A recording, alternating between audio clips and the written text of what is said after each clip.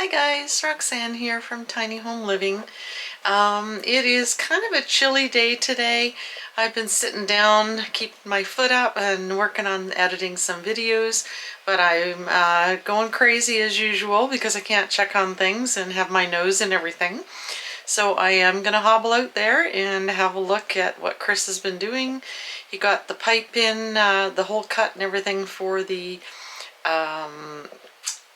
wood cook stove, and the last thing he has to do now before the guys come to insulate is cut that opening to the other tiny house, or the other sea can, sorry. And so he's going to do that this weekend, I think. And I think the guys are scheduled to come on Wednesday to insulate, so that's super exciting. But before I go outside, I just want to ask you to like and subscribe, hit that notification bell, and share this video with your family and friends. Hope you're enjoying it so far, and it's going to get a lot more fun and a lot more exciting now, especially for me. You're done now. Just cutting the circle. Here's the center.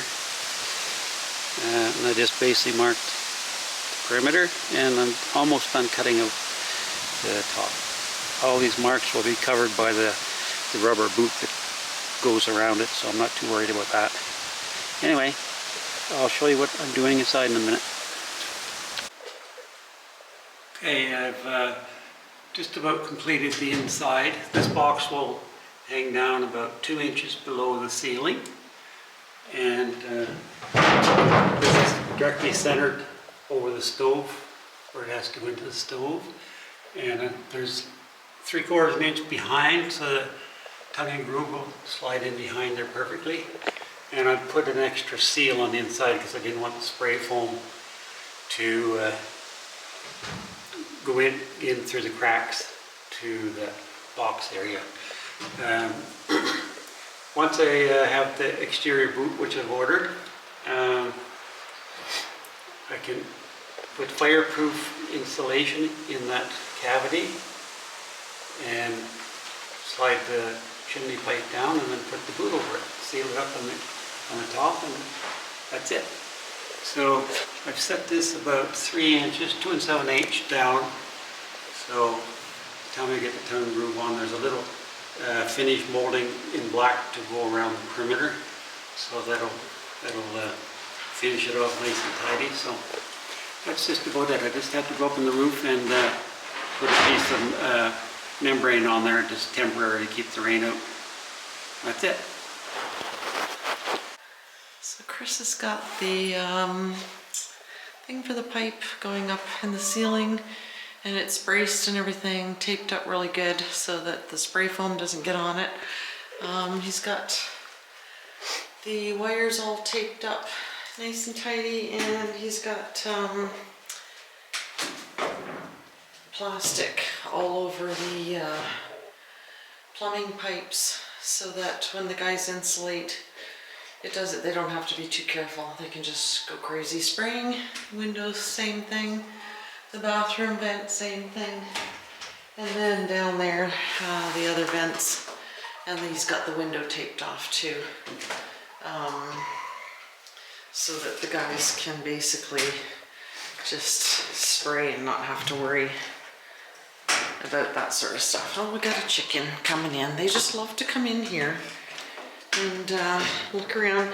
Chris also went through here with the shop vac and cleaned everything out really good.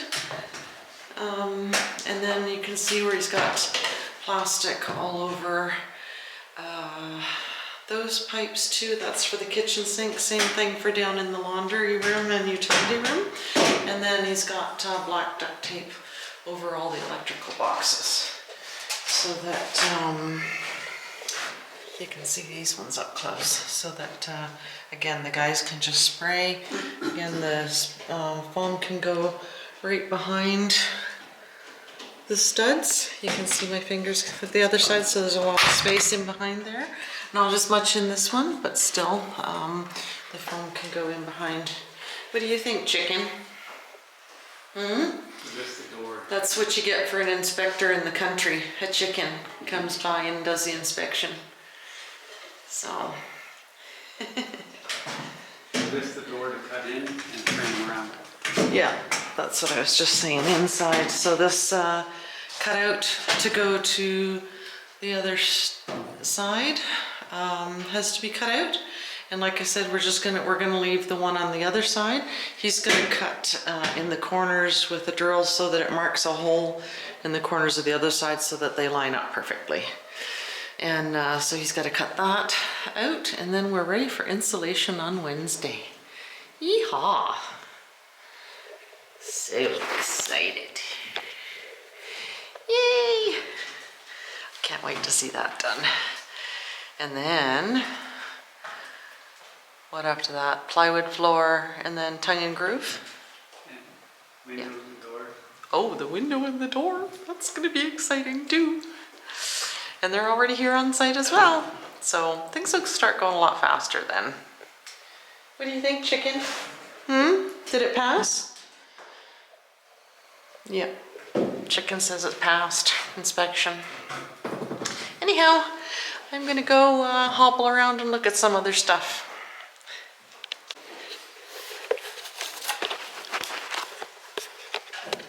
Hi, Chris here. I'm going to show you a little trick for marking corrugated steel or whatever. Basically,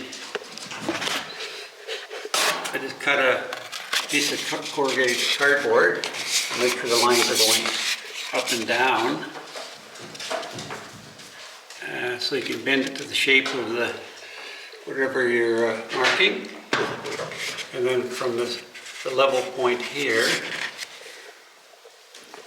I just mark right across in the concave part and then back out to the level part, and you just continue on lining it up with the ribs, continue on, and get a nice exact mark all the way along where you want to cut. I've done the same on the bottom. I just happen to have a chicken in there helping me. So I've just marked along the top of the floor joist here, and the bottom of the wall plate, and that's where I want to cut the steel. This whole section will be cut out to go into the other sea container.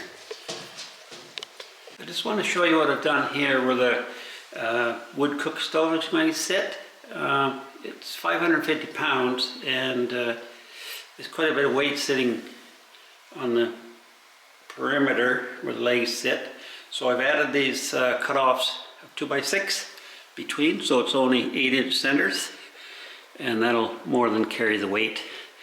The wood stove is going to sit back there to about here, 20 inches out, so it will beef it up quite a bit, and then they just basically spray foam around all those, and then the plywood will go over top. On this door panel, I have to use the grinder because the other sea container is right next to this, and the sawzall or the jigsaw will hit that one, and then you can't really cut it. It just bends the blade and jumps out. So I have to use the grinder here, and it's cutting fairly easy. I'll just show you a little bit.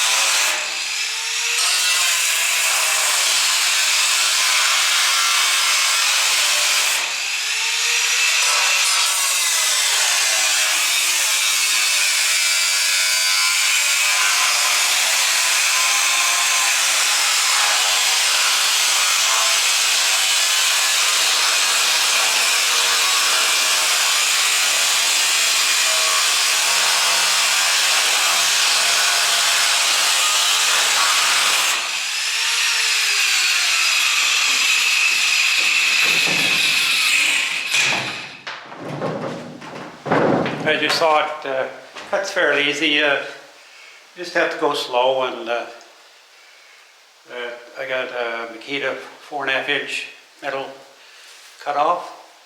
You can get thicker ones, but they don't work quite as good. And the thinner ones are a nice straight line.